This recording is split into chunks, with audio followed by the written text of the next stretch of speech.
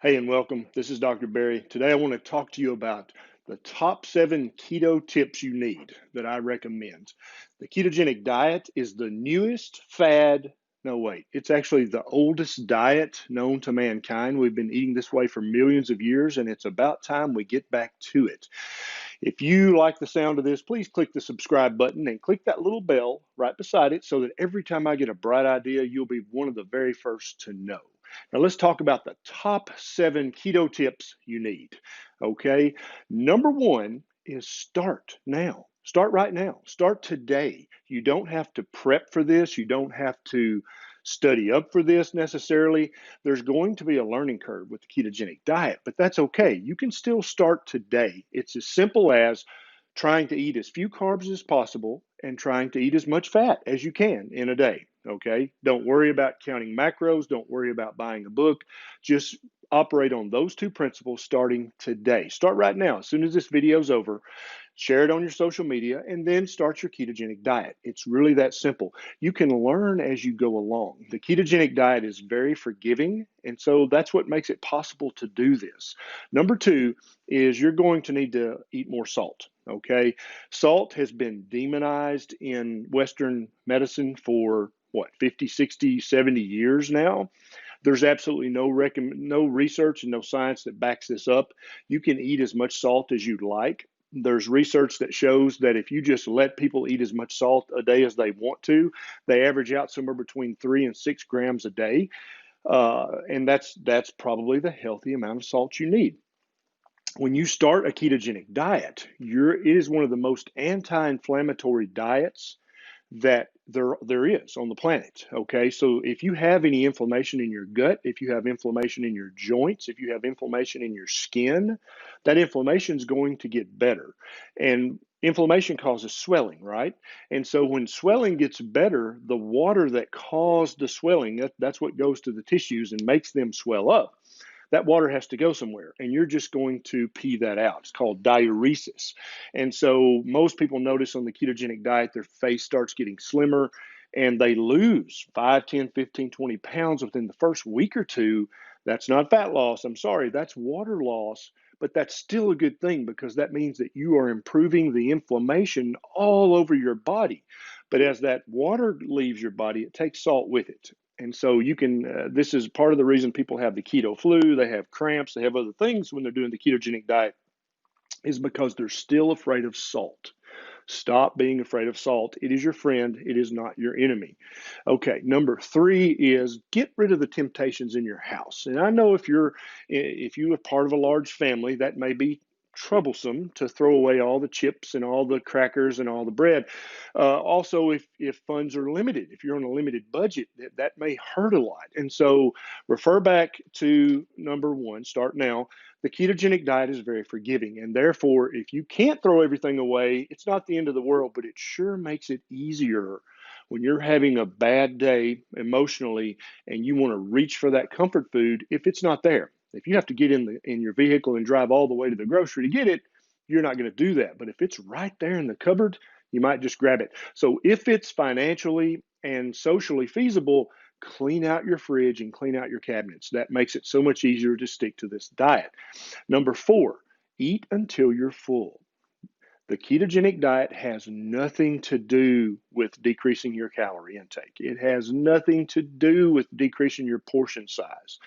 That's the old way of thinking. Okay. That's the old way of thinking that basically for the last 50 years has caused the obesity epidemic. Yeah, that's right. Yeah. So stop cutting down on your portion size. Stop not going back for seconds. Stop worrying about your calorie counts. All those things are irrelevant and have nothing to do with this. When you eat enough fat, you're going to trigger the satiation hormones in your brain and in your gut that tell you, hey, dude, you're full, stop eating. And when that happens, you're done. You can't eat more fat. Unlike if you have a huge family size bag of Doritos, you can eat the whole bag and you don't ever get that hormonal trigger saying, stop that, you're full. So when you eat enough fat on this diet, you're going to be full. So don't worry about portions. Don't worry about any of that. Just drastically cut the carbs and increase the fat consumption, and this diet's going to work for you. Next is your initial weight loss is fluid loss. It's not fat loss. So I've had patients be like, "Oh, I lost 15 pounds on the ketogenic diet in 2 weeks, and so I just quit because I'd reached my goal." No, no, no. First of all, the ketogenic diet is not a diet. It really should be called the ketogenic lifestyle, because this is the way human beings are supposed to eat. This is the way I want you to eat for the rest of your life. Okay? This is not a short-term diet. If you lose 5, 10, 15, 20 pounds in the first week or two, you haven't lost any fat, maybe a pound, but that was water loss. You haven't reached any goal whatsoever in the first week or two with a ketogenic diet slash lifestyle. So don't let that trick you. Remember, we talked about how the ketogenic diet is the most anti-inflammatory diet on the planet. And so you're going to have less swelling in your face. You're going to have less swelling in your gut, less swelling in your joints. Swelling is caused by cells taking up extra water. When you get rid of that water, you're going to pee off the water, right? And so that weight loss is water loss, not fat loss. So don't be tricked by the initial weight loss. Next is learn to eat new things. And I seem to have more trouble with my male patients on this than my female patients. Yeah, I understand you're used to eating chicken nuggets and ketchup, and that's your go to, and that's what you eat every meal. Okay, that's dumb. Stop that. Okay. Part of being a mature grown up, part of being a man, part of being a woman is loving to try new things. Okay. And so if you don't love to try new things, you need to get over that, because that's, first of all, a sign of immaturity. Second of all, it's not going to help you on the ketogenic diet. You need to take a trip to the grocery and just walk around the produce section, and you need to look around, and you need to find one or two or three new ketogenic vegetables that you've never tried and try them. Remember, you can salt them as much as you want. You can use as many spices and herbs and pepper as you want, because those things are ketogenic. They don't mess up your insulin level. They don't mess up your fast. They don't mess up your diet. You've got to try new veggies, okay? You've got to go to the meat section, and you've got to look around and try new cuts of meat, new kinds of meat you've never tried before. If you're not willing to do that, then you're probably going to fail at this lifestyle, because you have to be a mature adult to do the ketogenic diet. There is new research just out that shows that the human palate is retrainable. It's absolutely proven that you can learn to like new foods. So if you're a chicken strip and ketchup guy, dude, stop that. Okay. You sound like a 12-year-old. Get out there and try some new foods. I promise you'll like some of them. Okay. I hope I didn't make you mad, but if I did, you probably needed to hear it anyway. Now, number 7 is, if you cheat, if you mess up, if you do grab that family size bag of Doritos, what do? Most people's impulse is to just quit, give up. Or for the rest of the day, well, I already did that. I'll just eat crap the rest of the day. Another subset of people say, oh my God, I just ate the whole bag of Doritos. I'm going to go run 10 miles and then go to the gym and work out, and then I'm not going to eat another thing for the rest of the day.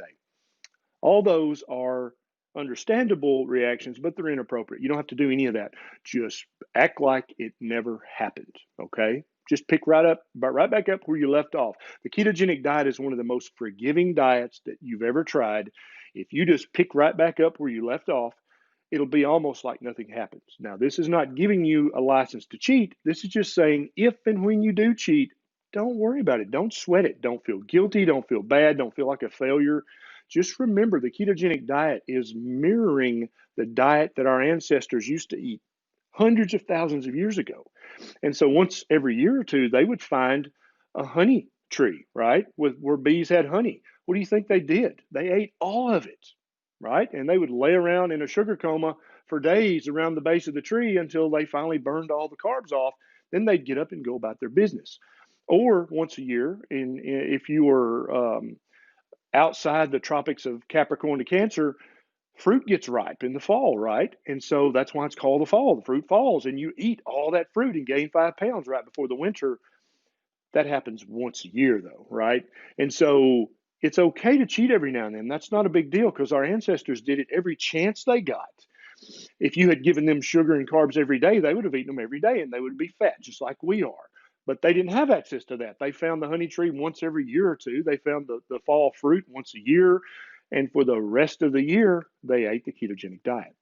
Okay. And that's why they were all healthy, lean, and looked great in a bikini or a Speedo I don't think they had those back then, but you know what I mean. Oh, I've got a couple of bonus ketogenic tips.